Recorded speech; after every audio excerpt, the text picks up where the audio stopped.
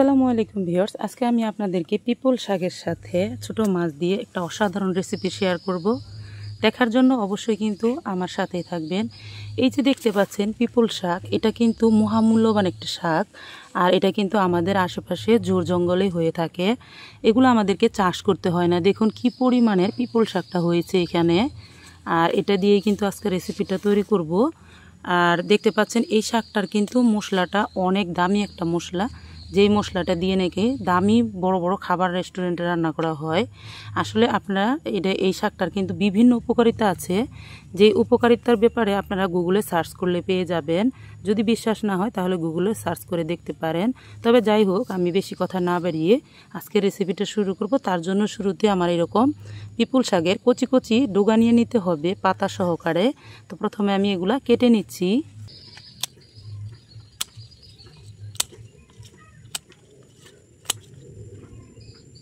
দেখুন প্রিয় দর্শক, শাক তুলতে তুলতে আমি এই মশলাটাও আপনাদেরকে দেখিয়ে দিচ্ছি। এই যে এটাই কিন্তু যখন এটা একদম পরিপূর্ণতাভাবে বয়স্ক হয়ে যাবে, তখনই কিন্তু এই মশলাটা সংরক্ষণ করা হয়। আর এটা কিন্তু বিভিন্ন মশলার সাথে মিশিয়ে তারপরে বড় বড় রেস্টুরেন্টের দামি দামি খাবার জন্য প্রস্তুত করা হয়। তাই আমার চোখের সামনে পড়ে গেল, যেটা আমি আপনাদেরকে দেখিয়ে দিলাম। এখানে আরও আসছে, এই যে দেখুন, এটাতেও কেবলমাত্র আসতেছে। এগুলো কিন্তু অনেক বড় হবে, এটার একটা কালার আছে, সেই কালারটা চলে আসবে।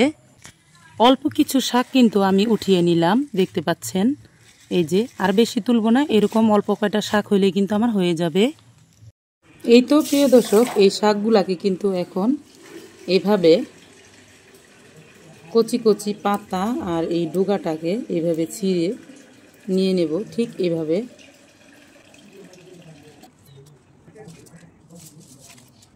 প্রিয় দর্শক, আর এই পিপল পাতাটার গ্রানটা কিন্তু আপনি বলতে পারেন পানের মতন, গ্রানটা কিন্তু আপনি যখন শুকবেন তখন কিন্তু একদম পান পান গ্রান আসবে। এখন এই শাকগুলাকে ভালোভাবে ধুয়ে তারপরে আমি একটু ভাপ দিয়ে নেব। আমরা কিন্তু অনেক শাকসবজি বেশিরভাগ ভাপ দিয়ে খাই।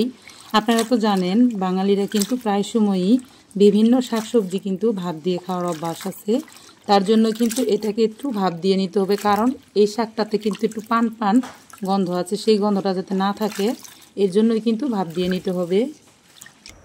এখানে একটা পাতিলে আমি কিন্তু পানি বসাই দিছি। পানিটা বলক চলে আসলে শাকগুলা দিয়ে দিব। আসলে ইউটিউব থেকে যেসব রেসিপি আপনারা দেখে যে কোনো রেসিপি ট্রাই করতে চান, যদি রেসিপিটা 100% ভালো না হয় বা রেসিপিটা ট্রাই করে খাওয়া না যায়, তাহলে কিন্তু যাবতীয় জিনিসগুলো যেগুলো দিয়ে আমরা রেসিপিটা তৈরি করে থাকি সব কিছুই নষ্ট হয়ে যাবে। আমি চাচ্ছি না যেন নষ্ট না হয়ে যায়, তার জন্যই কিন্তু আমি আপনাদের সামনে সব কিছু তুলে ধরলাম আর ভিডিওটা শেয়ার করতেছি।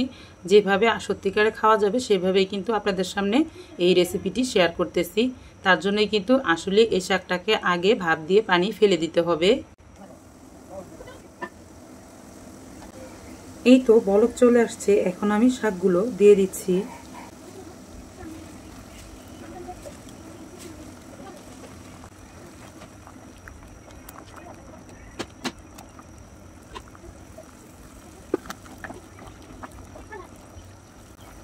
আসলে এটা যে মহামূল্যবান মশলা তৈরি হয়, সেটা কিন্তু আপনারা পানিতে যখন ভাপ দিবেন তখন কিন্তু বুঝতে পারবেন।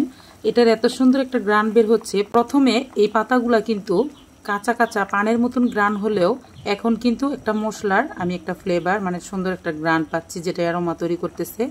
আমি আসলে বারবার খুন্তি দিয়ে এভাবে সঙ্গে সঙ্গে দেখতেছিলাম, আসলে অনেক সুন্দর একটা মশলার গ্রান করতেছে। শাকটা আমার ভাপ দিয়ে নেওয়া হয়ে গেছে, এখন আমি উঠিয়ে নিচ্ছি।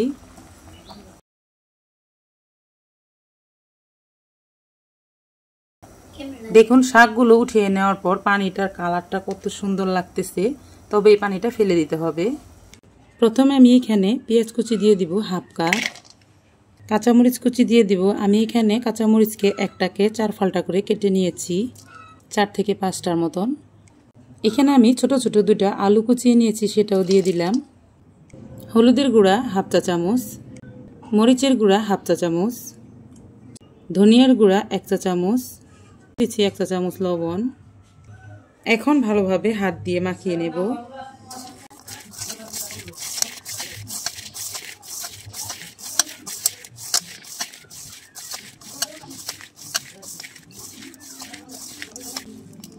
ভালোভাবে মাখিয়ে নেওয়া হয়ে গেলে এখানে দিয়ে দিব আমি ছোট মাছ। এই তো ছোট মাছ দিয়েও ভালো করে মাখিয়ে নেব। আর এখানে আমি দিয়ে দিব এখন সয়াবিন তেল 1.5 টেবিল চামচ পরিমাণ। এখন ভাপ দিয়ে রাখা উপর দিয়ে পিপল শাকটা দিয়ে দিব।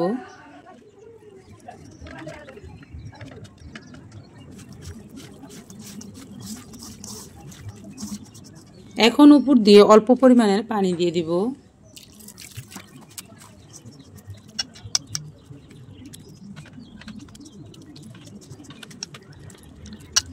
যেহেতু আমি আলু দিয়েছি তার জন্য আরেকটু পানি দিয়ে দিব, যাতে করে আলুটা খুব ভালোভাবে সিদ্ধ হয়ে যায়। ঠিক এতটুকু পরিমাণের পানি দিলেই কিন্তু আমার এই চচ্চড়িটা রেডি হয়ে যাবে। এখন আমি চুলোতে জাল করে শুকনা করে নিচ্ছি।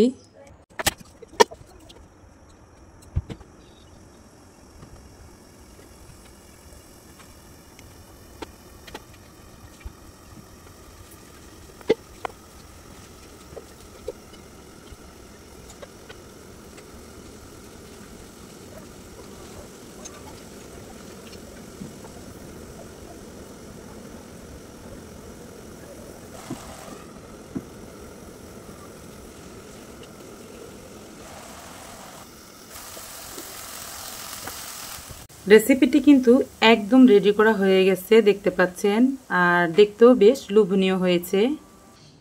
প্রিয় দর্শক, আমি কিন্তু রেসিপিটি ট্রাই করেছি, অনেক বেশি টেস্ট হয়েছে। তো কেমন লাগলো আজকের রেসিপি? যদি ভালো লাগে অবশ্যই ট্রাই করবেন। খেতে কিন্তু সত্যি অসাধারণ টেস্টের হয়ে থাকে। আজ এই পর্যন্তই, আরও একদিন চলে আসবো নতুন কোনো রেসিপি নিয়ে ইনশাআল্লাহ। ততক্ষণ পর্যন্ত আপনারা সকলেই ভালো থাকবেন। সকলকে জানাই অসংখ্য ধন্যবাদ। আল্লাহ হাফেজ।